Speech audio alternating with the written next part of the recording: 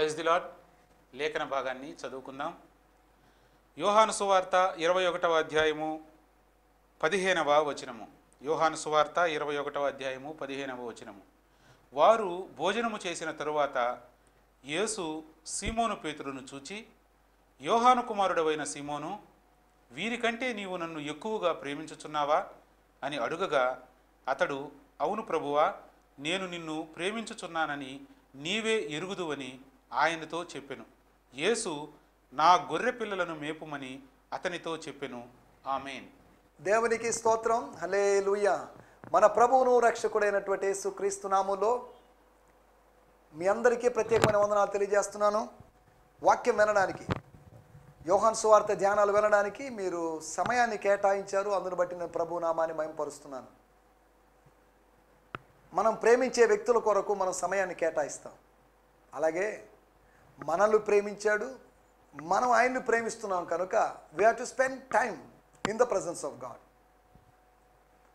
అక్కడక్కడ ప్రభుత్వ ఉద్యోగాలు చేసిన తర్వాత రిటైర్డ్ అయిపోయిన వాళ్ళు ఇళ్లలో ఖాళీగా ఉన్నారు కదా అనుకుని వాళ్ళు ఏం చేస్తున్నారంటే, ఖాళీగా ఉండకుండా శాంతి టీవీ లాంటి క్రిస్టియన్ ఛానల్స్లో వచ్చేటువంటి ఆ కార్యక్రమాలు చూస్తూ ఆత్మీయంగా బలపడుతున్నారు. వారు ఎంతకాలం వారి వార్ధక్య బలహీనతలను బట్టి ఎంతకాలం ఈ లోకంలో ఉంటారో మనకు తెలియదు. కానీ కొంతమంది నాకు 2-3 ఫోన్ చేసి కూడా మేము రిటైర్డ్ అయిపోయామండి, అయినప్పటికీ దేవుని వాక్యాలు వింటూ ఆత్మీయంగా బలపడుతున్నాం అని చెప్పారు. ఈ శేష జీవితం అంతా మన పెద్దలైన వారు వాక్యం వింటూ బలపడుతూ ఆత్మ సంబంధంగా తయారు కావాలి, ప్రవచనాత్మకంగా తయారు కావాలి. యాకోబు తన వార్ధక్యమందు, తన మరణానికి ముందుగా 12 మంది కుమారుల యొక్క భవిష్యత్తును గురించి ప్రవచించి ప్రవచనాత్మకమైన మాటలు తెలియజేసి నిద్రించినట్టుగా చూస్తున్నాం. అలాగైతే మన పెద్దవాళ్ళు కూడా ప్రవచనాత్మకకు అనుభవం, ద ప్రొఫెటికల్ ఎక్స్పీరియన్స్లోకి రావాలి. అంటే ముసలి వాళ్ళందరికీ, వృద్ధులందరికీ ప్రొఫెటికల్ ఎక్స్పీరియన్స్ వస్తుందని కాదు నేను చెప్పడం. దాని అర్థం ఏంటి అంటే, అంత్యదినాల్లో దేవుడు వారిని దర్శించినప్పుడు వారు ఆత్మ తాకిడికి, ఆత్మ సందర్శనకు గురి, జనరల్గా ఏదో వాళ్ళ గత ఎక్స్పీరియన్స్ మాట్లాడడం కాకుండా ఫ్యూచర్ ఎక్స్పీరియన్సెస్, బ్లెస్సింగ్ని పలికే వాళ్ళుగా ఉండాలి అనేది నా మాటల యొక్క ఉద్దేశం. ఒకళ్ళు లేదు, ప్రార్థన చేసేవాళ్ళు ఉండొచ్చు, వాక్యం ధ్యానం చేసేవాళ్ళు ఉండొచ్చు, ఇలా వేరు వేరు అనుభవాలు ఉండొచ్చు. లేదు అంటే రోగులుగా ఉండి రోగశయ్యకు పరిమితమయ్యే వాళ్ళు కూడా ఉండొచ్చు. కాబట్టి రోగశయ్యలో ఉండి కూడా ప్రార్థిస్తూ ప్రార్థనాపూర్వకంగా వారు ముందుకు సాగాలని మన వృద్ధులకి దేవుడు బలమైనటువంటి ఆరోగ్యమును, బలాన్ని అనుగ్రహించినట్లుగా మనం ప్రార్థించాలి. మీ వృద్ధులు కలలు కందురు అని దేవుని వాక్యంలో రాయబడింది. అపోస్తుల కార్యము 2వ అధ్యాయంలో యోవేలు ప్రవచనం యొక్క నెరవేర్పుగా మనం దాన్ని చూస్తున్నాం. అక్కడెవరు దర్శనాలు చూసిన యవనస్తులు యొక్క ప్రస్తావన కానీ, కలలు కన్నటువంటి వృద్ధుల యొక్క ప్రస్తావన కానీ మనం చూడడం లేదు. అయినప్పటికీ అది ప్రవచనం యొక్క నెరవేర్పు అని పీటర్ గారు, అనగా పేతురు గారు అన్నారు. వృద్ధులు కలలు కందురు అంటే సాధారణంగా వృద్ధులకు నిద్ర పట్టకపోవచ్చు, షుగర్ వలన, మరి ఇతర బలహీనతల వలన, మరి పెయిన్స్ వలన. కానీ దేవుడు వాగ్దానం, అటువంటి వారికి కూడా వారి విశ్రాంతిలో నుంచి, వారి విశ్రాంతి తీసుకుంటున్నప్పుడు వారికి స్వప్నాలు అనుగ్రహిస్తానని దేవుడు వాగ్దానం చేస్తాడు. తన ప్రియులు నిద్రించుచుండగా ఆయన వారికి ఇస్తున్నాడు. నిద్రిస్తుండగా అనగా ఫిజికల్ స్లీప్లోకి వెళ్తున్నప్పుడు స్పిరిచువల్ బ్లెస్సింగ్స్ ఇస్తానని చెప్తున్నాడు. సరే, దేవునికి స్తోత్రం. మనం వాటన్నిటిలోకి వెళ్ళడం లేదు. కానీ మన ధ్యానం నిమిత్తమై యోహాను సువార్త 21వ అధ్యాయం 15వ వచనాన్ని చదువుకుందాం. వారు భోజనం చేసిన తర్వాత యేసు సీమోను పేతురును చూచి యోహాను కుమారుడైన సీమోను వీరికంటే నీవు నన్ను ఎక్కువగా ప్రేమిస్తున్నావా అని అడగగా, అతడు, అవును ప్రభువా, నేను నిన్ను ప్రేమించున్నానని నీవే ఎరుగుదువని చెప్పాను, ఆయనతో చెప్పాను.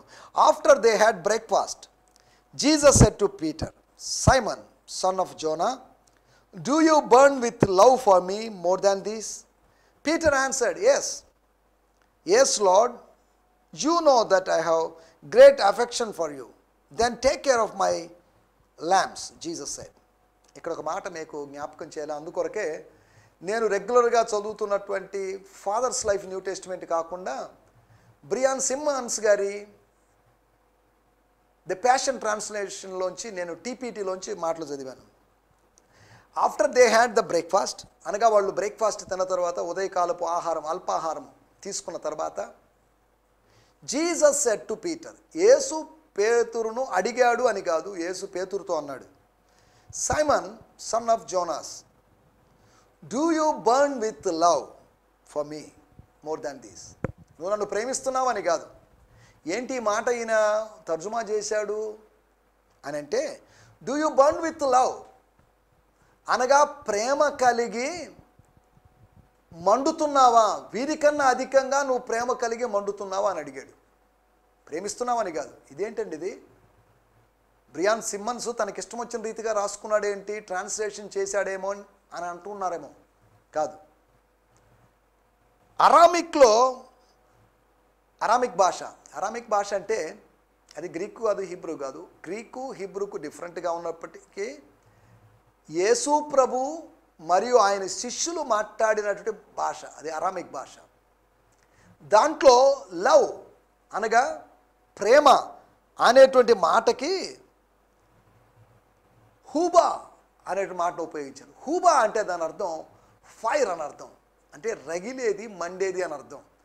దీన్ని బేస్ చేసుకొని అనగా అరామిక్ మూలములో నుంచి బ్రియాన్ సిమ్మన్స్ గారు తర్జుమా ఏంటంటే, నువ్వు వీరికన్నా ఎక్కువగా ప్రేమ కలిగి మండుతున్నావా. మరలా చెప్తున్నాను, నువ్వు నన్ను ప్రేమిస్తున్నావా అని కాదు. నువ్వు నన్ను ప్రేమిస్తున్నావా అనేది గ్రీకులో నుంచి వచ్చిన మాట ప్రకారం జనరల్గా ఉంది. కానీ అరామిక్లోంచి హూబా అనే మాటను ఉపయోగించాడు. దాని అర్థం ఏంటి అంటే, ఒక మంట ఒక ఉద్దేశం నెరవేర్చడానికి ఏర్పాటు చేయబడదు. ఒక స్టవ్ వెలిగించాం వంట కోసం, ఊరికే సరదాగా వెలిగించలేదు. దాని మీద ఏదైనా పాలో లేకపోతే ఇంకేదైనా పెట్టుకొని దాన్ని కాగబెట్టుకోనో లేకపోతే వండుకొని తినడానికి కోసం, దానికోసం మనం ఉపయోగిస్తాం. ఇక్కడ ఉపయోగించబడిన పదం ప్రేమ అంటే అగ్ని, ప్రేమాగ్ని. ఇంకా చెప్పాలంటే సులభంగా అర్థం కావాలంటే, ప్రేమాగ్ని చేత నువ్వు మండుతున్నావా. అనేకుల ప్రేమలు చల్లారిపోతున్నాయి, అగ్ని చల్లారిపోయినట్టు చల్లారిపోతున్నాయి. హెబ్రీయులకు రాసిన పత్రిక 11వ అధ్యాయంలో చల్లారిపోయింది అగ్ని. అగ్ని బలము చల్లార్చారు విశ్వాసాన్ని బట్టి. By faith they quenched the fire. అగ్ని బలము చల్లార్చారని కదా, అగ్నినే ఆర్పివేశారు వాళ్ళు. ఎవరు అంటే షడ్రకు మెషకు అబేద్నెగోలు. అంటే వాళ్ళు ఆర్పలేదు కదండి, ఆర్పలేదు. ఆ అగ్ని తాను సహజంగా పనిచేయాల్సిన విధంగా పనిచేయలేదు. అగ్ని బలం చల్లార్చినట్టే కదా. ఇంతకుముందు ఎపిసోడ్లో కూడా చెప్పినట్లుగా యూదుల యొక్క చారిత్రాత్మకమైన పుస్తకాల్లో, సమకాలీన పుస్తకాల్లో షడ్రకు మెషకు అబేద్నెగోలు మాత్రమే కాదు, అబ్రహాము మరియు మోషే కూడా అగ్నిలో వేయబడినటువంటి కథనాలు ఉన్నాయి. ఇప్పుడు వాటిలోకి మనం వెళ్ళలేదు. మీరు ఒకవేళ ఇంటర్నెట్లోకి వెళ్ళి సెర్చ్ చేస్తే మీరు దానికి సంబంధించినటువంటి ఆధారాలు మీరు పొందొచ్చు. ప్రశ్న ఇప్పుడు, నీవు హూబా అంటే ఇక్కడ యేసు ప్రభు గ్రీకులో ఉపయోగించినటువంటి పదం ఏంటంటే ఫిలియో, అనగా నీవు నన్ను సహోదర ప్రేమతో నన్ను ప్రేమిస్తున్నావా. సరే, దాన్ని అలాగే సహోదర ప్రేమ అని పెట్టుకుందాం. యేసు ప్రభు మాటలకు ఉద్దేశం ఏంటంటే, సహోదర ప్రేమ అనే అగ్ని చేత నువ్వు మండిపోతున్నావా, రగిలిపోతున్నావా. నీలో మంట ఉందా, కడుపులో మంట ఉందా, ఎముకల్లో మంట ఉందా, ఆత్మలో మంట ఉందా. వీరందరికీ మంట ఉందేమో. వీళ్ళందరికీ ఉన్న మంట స్థాయిలో ప్రేమ మంట, ఇది మామూలు మంట కాదు, ప్రేమ. హూబా అరామిక్ పదం గుర్తుపెట్టుకోవాలి మీరు. ఆ హూబా లవ్ అనగా మండేటువంటి లవ్, అనగా దహించేటువంటి. ఫైర్ అంటే అది నిర్జీవమైన వస్తువు కాదు, అది ఒక రాయిలాగా నిర్జీవమైన వస్తువు కాదు. అది పాస్ట్ టెన్స్ కాదు, ఫ్యూచర్ టెన్స్ కాదు, అది ఒక ప్రజెంట్ టెన్స్. మంట ఉంది అంటే జ్వాలలు ఉన్నాయి, అది కాల్చివేస్తుంది, దహించి వేస్తుంది. అంటే పీటర్, నీలో ఉన్న ప్రేమ ఎలాంటిది? బర్నింగ్ డిజైరా? నీ ఇంటిని గూర్చిన ఆసక్తి నన్ను భక్షించుతున్నది. అంటగా ఆసక్తి దేవుని యొక్క ఆత్మీయ విషయాల్లో దేవాలయాన్ని గురించిన ఆసక్తి నన్ను కన్స్యూమ్ చేస్తుంది, కాలుస్తుంది, భక్షిస్తుంది, చంపేస్తుంది. ఆసక్తి అగ్ని లాంటి ఆసక్తి, ఇక్కడ అగ్ని లాంటి ప్రేమ. పరమగీత గ్రంథము 8వ అధ్యాయంలో చూస్తే ప్రేమ మరణమంతా, ప్రేమ అగ్నిలాగా ఉంటుంది. అది ఇట్స్ లైక్ ఫైర్. సముద్రంలో జలాలు దాన్ని ఆర్పజాలవు అనేటువంటి మాటలు మనం చూస్తున్నాం. అంటే నేను ఎందుకు చెప్తున్నా అంటే ఇవన్నీ నీవు నన్ను ప్రేమిస్తున్నామా? మనం యేసు ప్రభువుని మనం ప్రేమించాలి. 1 కొరింథీయులకు రాసిన పత్రికలో మనం గమనిస్తే ఆయన్ను ప్రేమించని వాడు శాపగ్రస్తుడు, శాపాలకి గురవుతాడు. ఇదేంటిది? బెదిరించి మరీ చేసుకుంటున్నారు అని అంటారేమో. లేదు, ఒకవేళ నువ్వు ప్రేమించకుండా ఉంటే ప్రార్థించేవాడు అని చెప్పుకుంటూ ప్రార్థనా మందిరానికి వెళ్తూ బాప్తిజం తీసుకుంటూ విశ్వాసం అని చెప్పుకుంటున్నప్పటికీ కూడా నువ్వు ఆయన్ని ప్రేమించకపోతే, అనగా ఆయన ఆజ్ఞలకు లోబడకపోతే, నేను చదువుతున్నాను ఇప్పుడు పరమగీత గ్రంథము 8వ అధ్యాయము 7వ వచనము, అగాధ సముద్ర జలము ప్రేమను ఆర్పజాలదు, నదీ ప్రవాహములు దాన్ని ముంచివేయజాలవు. దేవుని స్తోత్రం.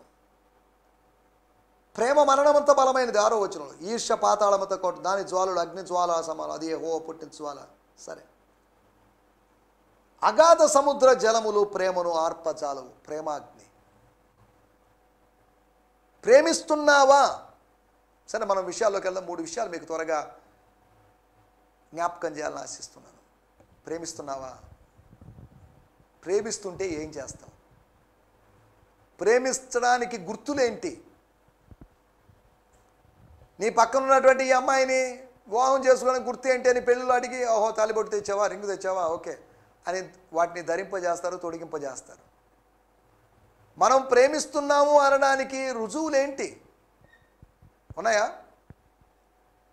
మనం ప్రేమిస్తున్నాం అనడానికి ఆధారాలు ఏంటి? ఊతే మాటలేనా లేకపోతే క్రియలా? ప్రేమ క్రియాత్మకమైంది. లవ్ ఈజ్ ఎ వర్బ్, అదొక క్రియ. కాబట్టి మనం ఇక్కడ ఆలోచించాల్సిన మాటలు 3 విషయాలు నేను మీకు త్వరగా జ్ఞాపకం చేస్తాను. 15వ వచనంలో రాయబడింది, ఓకే నువ్వు నన్ను ఎక్కువగా ప్రేమిస్తున్నావో తక్కువగా ప్రేమిస్తున్నావో, ప్రేమాగ్ని చేత మండుతున్నావో నాకు తెలియదు. నువ్వు అలా చెప్పావు కాబట్టి, అలా ఒప్పుకున్నావు కాబట్టి, నేను నిన్ను ప్రేమిస్తున్నాను అని చెప్పావు కాబట్టి, నువ్వు ఎరుగుదును అన్నావు కాబట్టి, I will hand over a responsibility to you. నీకు బాధ్యతను అప్పగిస్తున్నాను. ఏంటి అంటే, ఏంటి ఆ బాధ్యత? నా గొర్రె పిల్లలను మేపము. Feed my lamb. దేవుని స్తోత్రం. ఒకటి, ప్రేమించేవాడు పెంచుతాడు. ప్రభువుని ప్రేమించినా ఎవరిని ప్రేమించినా ప్రభు బాధ్యత ఏం తీసుకుంటాడని కాదు, ప్రభువుకు సంబంధించిన వాటి విషయంలో బాధ్యత. నేను 40 రోజులు ఉంటాను, నాకు భోజనం పెట్టు, నాకు 3 పూట భోజనం పెట్టమని కాదు ప్రభు యొక్క ఉద్దేశం. నాకు భోజనం నా తండ్రి అనుగ్రహిస్తాడు, మీకు తెలియని ఆహారం నాకుంది. ఆహారం గురించి, వస్త్రాల గురించి, పానీయం గురించి ఆయన ఆలోచించలేదు. ఆయన ఆలోచించిందంతా ఆత్మ సంబంధమైన వాటి గురించి ఆలోచించాడు. ఆయన చెప్తున్న విషయం ఏంటంటే, నన్ను ప్రేమిస్తున్నావు కాబట్టి నేను వెళ్ళిపోతాను. నేను వెళ్ళిపోయినప్పుడు నా గొర్రెలు ఉంటాయి, నా గొర్రెలు ఇక్కడే ఉంటాయి, నా గొర్రెలు ఆరోహణం కావు. ఒకరోజు నేను తిరిగి వచ్చినప్పుడు నాతో పాటు ఆరోహణం అయితే అది వేరే విషయం. కానీ నా గొర్రెలు బతికున్నంత కాలము నా గొర్రెలను మేపాల్సిన బాధ్యత నీకుంది. The responsibility of feeding the lamb. గొర్రెల బాధ్యత, నీలాంటి గొర్రెల బాధ్యత, నీలాంటి శిష్యుల బాధ్యత నువ్వు తీసుకోవాలి. ఒకటి, ప్రేమించేవాడు పెంచుతాడు. ప్రేమించేవాడి లక్షణాలు. పెంచుతాడు అంటే దాని అర్థం తాను ప్రేమిస్తున్న వ్యక్తి పట్ల బాధ్యత కలిగి ఉంటాడని అర్థం. ఆ ప్రేమిస్తున్న వ్యక్తి తనకు దక్కలేదనో, లేకపోతే ఇంకా యాసిడ్ పోసానో, చంపారనో, క్రూరంగా, ఇవన్నీ వార్తల్లో మనం చూస్తున్నాం. వీటి గురించి మనం ఆలోచించడం లేదు. లోకములో ఉన్న ప్రేమ నిజమైన ప్రేమ కాదు. లోకంలో ఉన్నదంతా నటన, లోకంలో ఉన్నదంతా మోసం, శరీర సంబంధమైన ప్రేమ లోకంలో ఉన్నది. కానీ ఆత్మ సంబంధమైన ప్రేమను గురించి మనం ఆలోచిస్తున్నాం. దేవుని స్తోత్రం. నువ్వు నన్ను ప్రేమిస్తున్నావా? పేతురు, ప్రభువును ప్రేమిస్తున్నావా? మిగతా 6 మంది శిష్యులారా, మీరు ప్రేమిస్తున్నారా? ఈ 6 మంది కన్నా అధికంగా నన్ను ప్రేమిస్తున్నావా అనేటువంటి ప్రభు యొక్క ప్రశ్నను చూస్తున్నాం. ప్రేమించేవాడు పెంచుతాడు. అవతల వ్యక్తి యొక్క అభిప్రాయాలని, అవతల వ్యక్తి యొక్క వ్యక్తిత్వాన్ని, అవతల వ్యక్తి యొక్క విలువల్ని పెంచుతాడు. ప్రేమించేవాడు పెంచాలి. ప్రేమించేవాడు తుంచకూడదు. ప్రేమించేవాడు అదుపులో పెట్టడం, కంట్రోల్లో పెట్టడం, పంజరంలో పెట్టినట్టు పెట్టడం చేయడం కాదు. ప్రేమించేవాడు అవతల వ్యక్తికి గౌరవం ఇచ్చి, అవతల యొక్క వ్యక్తి యొక్క అభిప్రాయాల్ని ప్రేమగా స్వీకరిస్తూ, అభిప్రాయాన్ని గౌరవిస్తూ ఉండాలి. సరే, దేవుని స్తోత్రం. మొట్టమొదటి మాట, ప్రేమించేవాడు పెంచుతాడు. దేవుని స్తోత్రం. రెండో విషయం మనం ఆలోచిద్దాం. ప్రేమించేవాడు ఏం చేస్తాడు? ప్రేమించేవాడు పని ఏంటి? ప్రేమించేవాడు లక్షణం అని ఆలోచిస్తే, పేతురు అనేటువంటి యేసు ప్రేమికుడు ఆయన. The lover of Jesus. As a lover of Jesus, Peter should feed the lamb. ఆయన కూడా, పేతురు కూడా గొర్రెలాంటి వాడు. నిన్ను నువ్వు పోషించుకుంటూ, గొర్రెలాగా ఉన్నట్టు నీవు, గొర్రెపిల్లలాగా ఉన్నట్టు నీవు నిన్ను నువ్వు పోషించుకుంటూ, నీ ఇతర గొర్రెల్ని, అనగా నీతో పాటు ఉన్నటువంటి 10 గొర్రెల్ని, నీతో పాటు ఉన్నటువంటి ఈ 6 గొర్రెల గురించి నువ్వు ఆలోచించాలి. ప్రతివాడు తన సొంత కార్యములో చూచుకొనుచున్నాడు. ఎవడు ఇతరుల కార్యాలు చూడడం లేదు. సొంత కార్యాలు చూసుకుంటూ గడుపుతున్నావా? ఎంతసేపటికి స్నేహితులు, బంధుమిత్రులు అనే ఆలోచనలోనే ఉన్నావా? లేదా ప్రభువు బిడ్డలు, పరిశుద్ధులు, తోటి క్రైస్తవులు అనే ఆలోచనను ఎప్పుడైనా కలిగి ఉన్నావా? నీకోసం నువ్వు జీవించొద్దు. నీకోసం నువ్వు జీవించడంలో ఏమాత్రం అర్థం లేదు. ప్రభువు కోసం జీవించడం, ప్రభువు బిడ్డల కోసం జీవించడం, ఇతరుల కోసం జీవించడం, ప్రభువు కోసం జీవించడం అనేది ప్రాముఖ్యమైన విషయం. దేవుని స్తోత్రం. ఒకటి, ప్రేమించేవాడు పెంచాలి. రెండవది, ప్రేమించేవాడు ఏం చేయాలో చూసుకుందాం. న్యాయాధిపతుల గ్రంథము 16వ అధ్యాయము 15వ వచనం. Book of judges 16th chapter 15th verse. అప్పుడు ఆమె, నా యందు నీకు ఇష్టం లేనప్పుడు నేను నిన్ను ప్రేమిస్తున్నానని నీవెందుకు చెప్పుచున్నావు? అది నా యందు నీకు ఇష్టం లేకపోతే, ఆమె నా యందు నీకు ఇష్టం లేనప్పుడు నేను నిన్ను ప్రేమిస్తున్నానని నువ్వెందుకు చెప్పుచున్నావు? ఇది వరకు నువ్వు నన్ను ముమ్మారు ఎగతాళి చేసి నీ గొప్ప బలము దేనిలో నాకు తెలుపకపోతివని అతనితో అని బాధపడింది, దుఃఖపడుతోంది. అయ్యా సంసోన్ గారు, అయ్యగారు, బావగారు, మావగారు, ప్రేమిస్తున్నాను అంటున్నావే, ప్రేమిస్తే ఏం చేస్తున్నావు? రహస్యాలు చెప్పడం లేదుగా, సీక్రెట్ చెప్పడం లేదుగా, పారదర్శకంగా ఉండడం లేదుగా, ట్రాన్స్పరెంట్గా ఉండడం లేదు కదా. నేనేం అడిగానో ఆ విషయం చెప్పలేకపోతున్నావు. బలము యొక్క రహస్యం ఏదో చెప్పలేకపోతున్నావు. నీ బలాన్ని, నీ శక్తిని, your power become a mystery to me. నీతో ఎంతకాలము జీవించినా కానీ నీ బలం ఒక రహస్యంలాగే ఉంది నాకు. కానీ ఆ బలాన్ని గురించి రహస్యం నాకు తెలుసుకోవాలని కుతూహలం ఉంది, కానీ నువ్వు నాకు తెలపడం లేదు. Is it love? ప్రేమ కలిగి ఉన్న చోట రహస్యాల్ని పంచుకుంటారు. ప్రభు మనల్ని ప్రేమిస్తున్నాడు కాబట్టి తన రహస్యాల్ని, తన వాక్యంలో ఉంటే మర్మాల్ని మనకు బయలుపరుస్తున్నాడు. నేను మిమ్మల్ని దాసులని పిలవక స్నేహితులని పిలుస్తున్నాను. ఎందుకో తెలుసా? ఒక యజమానుడు తన దాసులకి అన్ని విషయాలు చెప్పడు, కానీ నేను మీకు అన్ని విషయాలు చెప్తున్నాను. నా తండ్రి బయలుపరిచిన విషయాలన్నీ నేను మీకు చెప్తున్నాను. దేవుని స్తోత్రం, హల్లెలూయా. రెండోది, ప్రేమించేవాడు ఏం చేయాలంటే, ఒకటి పెంచాలి, రెండవది పంచాలి. రహస్యాలు మనసులో ఉన్నవి ఇంకెవరికి చెప్పుకుంటాం?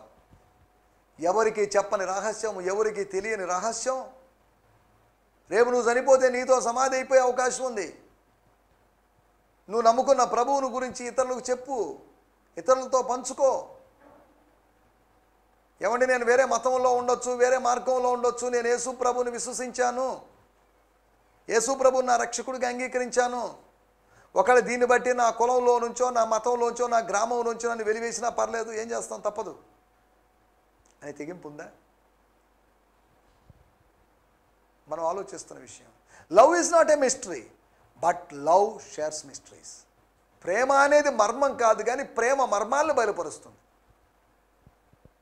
దేవుని స్తోత్రం. ప్రేమ మర్మం అనుకుంటే మనం ఏం చేయలేము. Love is a mystery, God's love is a mystery. కానీ human love is not a mystery. Heaven's love is a mystery, but human love is not a mystery. మనుషుల ప్రేమను మనం అర్థం చేసుకోవచ్చు, దాంట్లో కొద్ది స్వార్థం ఉంటుంది కాబట్టి అర్థం చేసుకోవచ్చు. కానీ దేవుని ప్రేమలో స్వార్థం లేదు కాబట్టి దాన్ని అర్థం చేసుకోలేము. దాన్ని అర్థం చేసుకోలేము కానీ అనుభవించగలం. మానవుని ప్రేమ అర్థం చేసుకోగలము, అనుభవించగలం. దేవుని ప్రేమ అర్థం చేసుకోలేము కానీ అనుభవించగలం. ఆయనది అపారమైన ప్రేమ, హద్దులు ఎల్లలు లేనటువంటి, సరిహద్దులు లేనటువంటి, షరతులు లేనటువంటి దివ్యమైన ప్రేమ అది. దేవుని స్తోత్రం, హల్లెలూయా. మొట్టమొదటి విషయం, ప్రేమికుడు లేకపోతే ప్రేమించేవాడు పేతురు అనే వ్యక్తి, పేతురు అనేటువంటి లవర్, ఆయన యేసును ప్రేమిస్తున్నాడు అని అనుకుంటున్నాడు. ప్రభు అడిగిన ప్రశ్న చూడండి, నిజంగా నువ్వు ప్రేమిస్తున్నావా? ప్రేమించే పని అయితే పెంచు. తెలియలా చెప్తుంది. లాస్ట్ సార్ అడుగుతున్నాను, tell me the secret. What is the secret of your strength? చెప్పు. అప్పుడు విసిగిపోయి తన బల రహస్యం ఏంటో చెప్పాడు, తన శక్తి యొక్క రహస్యం ఏంటో చెప్పాడు. సమస్య కొని తెచ్చుకున్నాడు. అది మనకందరికీ తెలిసిన విషయమే. అంటే మన పాయింట్ ఇక్కడ సంసోను దెలీలా స్టోరీ, వాళ్ళ యొక్క పతనం గురించి మాట్లాడుకోవడం, లేదా సంసోను యొక్క నాశనం అయిపోవడం గురించి, దాని గురించి కాదు మనం ఆలోచించేది. మనం ఆలోచించేది ఒకటే, ప్రేమ యొక్క క్వాలిటీ. It shares everything. నువ్వు ప్రభువుని ప్రేమిస్తున్నప్పుడు నీ మనసులో ఉన్నంత కక్కు వ్యక్తం చేయి. Express your love. God wants you to express his love towards him. నేను పలానా అమ్మాయిని ప్రేమిస్తున్నాను, పలానా అబ్బాయిని ప్రేమిస్తున్నాను, నా కొడుకుని ప్రేమిస్తున్నాను, నా భార్యను ప్రేమిస్తున్నాను, నా బిడ్డలను ప్రేమిస్తున్నాను, నా భర్తను ప్రేమిస్తున్నాను అనేది కాదు. ప్రభువా నిన్ను ప్రేమిస్తున్నాను అనేది ప్రభు మన నుంచి వినాలని ఆశిస్తున్నాడు. దేవుని స్తోత్రం. He want to hear from us that we love him. ఆయన్ని ప్రేమిస్తున్నాము అనే సంగతి ఆయన తెలుసుకోవాలనుకుంటున్నాడు. ఆయనకు తెలుసు నీ ద్వారా వినాలని, నీ ద్వారా చెప్పించుకోవాలని ఆశపడుతున్నాడు. దేవునికి స్తోత్రం, హల్లెలూయా. మూడో విషయాన్ని నేను మీకు జ్ఞాపకం చేస్తాను. మూడో విషయాన్ని మొదటి యోహాను పత్రిక 3వ అధ్యాయము 16వ వచనం. ఆయన మన నిమిత్తము తన ప్రాణం పెట్టెను గనుక దీని వలన ప్రేమ ఎట్టిదని తెలుసుకొనుచున్నాము. మనం తెలుసుకొనుచున్నాము. మనము కూడా సహోదరుల నిమిత్తము మన ప్రాణములను పెట్టబద్దులమై ఉన్నాము.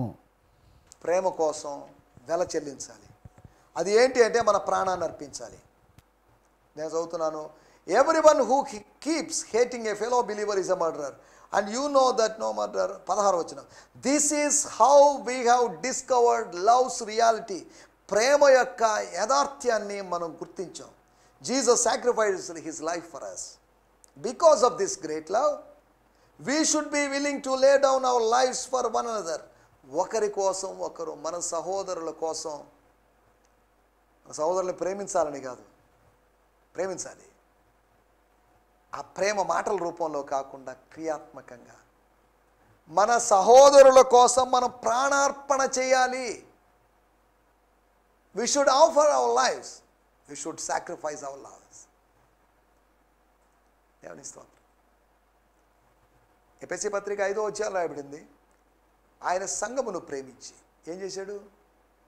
సంఘమును ప్రేమించి స్వర్గంలో ఉండిపోయాడని కాదు, సంఘమును ప్రేమించి శరీరధారిగా ఈ లోకానికి వచ్చి తన ప్రాణాన్ని అర్పించి సాక్రిఫైస్. ఆ సాక్రిఫైస్ ఆయన ప్రేమను తెలియజేస్తుంది. దేవుడు లోకమును ఎంతో ప్రేమించను. ఎంతో, ఎలాగా, ఎప్పుడు? దేవుడు లోకానికి ఎంతో ప్రేమించాడు అనే మాట దాని యొక్క వివరణ కింద కనిపిస్తుంది అదే వచనంలో. తన కుమారుణ్ణి లోకానికి పంపించి ఆయన్ను అప్పగించడం ద్వారా, ఆయన్ని మృతికి అప్పగించడం ద్వారా, ఆయన్ను దుష్టులైన మనుషుల చేతికి అప్పగించడం ద్వారా దీని వెనుక దేవుని ప్రేమ దాగి ఉంది. దేవుడే స్వయంగా కుమారుని రూపంలో వచ్చి తన ప్రాణార్పణ చేశాడు. దేవుని స్తోత్రం. మనం ఆలోచిస్తున్న మాటలు, నా మాటలు ముగించేస్తున్నాను. 3 విషయాలు మనం ఆలోచించాం. ప్రేమించే వాని లక్షణాలు. ఒకటి, వాడు పెంచాలి, రెండోది వాడు పంచాలి, మూడోది వాడు ప్రాణార్పణ చేయాలి. We should sacrifice our lives. మీరు చేస్తే చేయండి, లేకపోతే లేదు అని కాదు. సంఘాన్ని ప్రేమించి తన సంఘం కొరకు తన ప్రాణాన్ని అర్పించలేదు అని కాదు, అర్పించాడు. అలాగైతే మన ప్రభు అలా చేశాడు కాబట్టి మనం సంఘం కోసం మనం చేయాల్సిన అవసరం లేదు. సంఘములోని అవయవాలుగా ఉన్నటి సహోదరి సహోదరుల కొరకు, మనం ప్రేమిస్తున్నామని చెప్పుకుంటున్న వాళ్ళ కోసం ప్రాణార్పణ చేయాల్సిన అవసరం ఉంది. Offer your life for them or invest your life for them. దేవుని స్తోత్రం, హల్లెలూయా. మనం ఆలోచించినట్టు మాటలు. ఒకటి, పెంచాలి, గొర్రెలను పెంచాలి. గొర్రెలు పెంచాలంటే కాపరి వృత్తిలోకి వెళ్ళమని కాదు. జాలరి వృత్తి చేస్తున్న దానికి, జాలరి వృత్తిలోకి తిరిగి వెళ్ళిన దానికి వాళ్ళని గద్దించాడే, మళ్ళీ దానిలోంచి నూతనమైన బాధ్యత అప్పగించడం ఏంటి? మళ్ళీ గొర్రెలు మేపండి అంటే కాపరిగా ఉండు, కాపరత్వపు పనిలోకి ఉండు, అనగా ఆత్మ సంబంధమైన మేత ఇచ్చేవాడిగా ఉండు, ఆత్మీయ ఆహారాన్ని పంచేవాడిగా ఉండు. రెండవది పంచాలి, రహస్యాన్ని, మనసులో ఉన్న వాటిని పంచాల్సినట్టు అవసరం ఉంది. పెంచడమే కాదు, పంచాల్సినట్టు అవసరం ఉంది. అది ప్రేమకు గుర్తు. మూడో విషయం, ప్రాణార్పణ చేయాలి. నేను ప్రాణార్పణముగా పోయబడుచున్నాను. చేసి చేసి పరిగెత్తి పరిగెత్తి ప్రభు కోసం పరిగెత్తి సంఘాలు స్థాపించి పత్రికలు రాసి విశ్వాసులు కలుసుకొని మిషనరీ ట్రిప్పులు చేసుకొని ఎన్నో చేశాను. నేను ఇప్పుడు నీళ్లు పోయబడినట్లుగా నేను పోయబడుతున్నాను. I'm being poured out as water. సూర్యుడు తీసుకువచ్చినటువంటి జలాన్ని, శత్రు శిబిరంలోంచి తీసుకొని జలాన్ని యెహోవా సన్నిధిలో పారబోసాడంట దావీదు. pour out your lives for them, for your people, for your brothers. దేవుని స్తోత్రం. దయచేసి తలలో ఉంచండి, చిన్న ప్రార్థన చేసుకుందాం. నువ్వు ప్రేమిస్తున్నావా? నీ ప్రేమ మంటలాగా ఉందా? ఈ ప్రేమ నిన్ను రగిలిస్తుందా? ప్రార్థన చేసుకుందాం. పరిశుద్ధుడైన మా దేవా, మహోన్నతుడా, మహాగణుడా, మీ నామాన్ని స్తుతిస్తున్నాం. మాకు అనుగ్రహించడం మంచి దినము కొరకై మీకు వందనాలు. మీ మాటలు ఆలోచించడానికి మీరు మాకు ఇచ్చిన అవకాశం కొరకై మీకు వందనం చేస్తున్నాం. మేము మిమ్మల్ని అధికంగా ప్రేమించాలని, ప్రేమించదన్న అధికముగా అని ఆదివారం మా సంఘాల్లో మేము పాడుకుంటాం. కానీ అక్షరార్థంగా కాదు, కానీ ఆత్మ సంబంధంగా మిమ్మల్ని అధికంగా ప్రేమిస్తూ, పాట వరకే మా ప్రేమ పరిమితం కాకుండా, మాట వరకే మా ప్రేమ పరిమితం కాకుండా, క్రియాత్మకంగా మా ప్రేమ ఉండగలటు సాయం చేయమని అడుగుతున్నాం. ఇంతవరకు మీరు మాకు తెలియజేసినటువంటి సత్యముల కొరకే మీకు వందనం చేస్తున్నాం. దేవా, మీకు వందనాలు. విన్నటువంటి వాక్యానికి, ఆ విత్తనాలకి, విత్తినట్టు విత్తనాలకి నీరు కట్టి ఫలింపజేయమని మీ కార్యం జరిగించమని మా ప్రభువును ప్రేరక్షకుడైనటువంటి యేసుక్రీస్తు నామములోనే ప్రార్థించడుగుతున్నాం మా పరమ తండ్రి. ఆమేన్, ఆమేన్. దేవుని స్తోత్రం. మీ అందరికీ వందనాలు. ప్రభు మనల్ని దీవించునుగాక. ప్రభు చిత్తమైతే మరొక ఎపిసోడ్లో కలుసుకుందాం. ఈ సందేశము మీకు ఆశీర్వాదకరంగా ఉందని నమ్ముచున్నాము. ప్రార్థన అవసరతల కొరకు మమ్మల్ని సంప్రదించవలసిన మా చిరునామా గిద్యోన్ మిషన్ చర్చ్, 6వ వీధి, శాంతినగర్, నెల్లూరు 4, ఆంధ్రప్రదేశ్. పిన్ 524004. మా ఫోన్ నంబర్లు 7036443613 మరి ఒక నంబర్ 9392293010. మా ఈమెయిల్ ఐడి gfihmi2015@gmail.com. దేవుడు మిమ్మును ఆశీర్వదించునుగాక. ఆమేన్.